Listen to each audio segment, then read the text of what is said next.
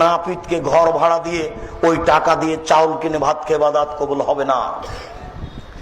এখন পর্যন্ত কেউ ফতোয়া উল্টে ধরে না। কেন? কেন? নাপিত দাড়ি চাঁচে অতবই ভাড়া হারাম। নাপিত দাড়ি চাঁচে অতবই ভাড়া হারাম। ওই টাকা দিয়ে চাউল কিনে ভাত খেয়ে ইবাদত কবুল হবে না। বাংলাদেশে প্রায় 5,500 এনজিও রয়েছে। কোন এনজিওতে চাকরি করে ওই টাকা দিয়ে চাউল কিনে ভাত খেলে ইবাদত কবুল হবে না। এদেশের ব্যাংকে চাকরি করে ওই টাকা দিয়ে চাউল কিনে ভাত খেয়ে ইবাদত কবুল হবে না। আমি তোমাকে বলেছি, 18 বছর থেকে বলে আসছি, তোমার বাপের জমিদারি আছে, বড় ব্যবসা করো। টাকা কম আছে, কলা বিক্রি করে খাও।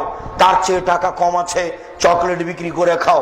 টাকায় যদি না থাকে, দিন মজুরি করে খাও।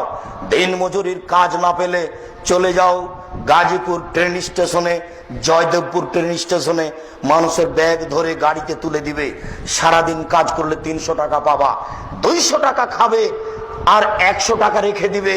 যেদিন বৃষ্টি হবে, কাজ হবে না, সেদিন 100 টাকা খাও। যদি 300 টাকায় খেয়ে নাও, তাহলে তোমার স্ত্রী হস্তিনী, এ দিয়ে সংসার চলবে না। ওকে তালাক দিতে হবে, নইলে কে বুঝাতে হবে। তুমি 1 কেজি বেগুন কিনেছ, 5টা বেগুন ধরেছে। যদি 5টাই কাটে উঠে যাবে, যদি 4টা কাটে উঠে যাবে।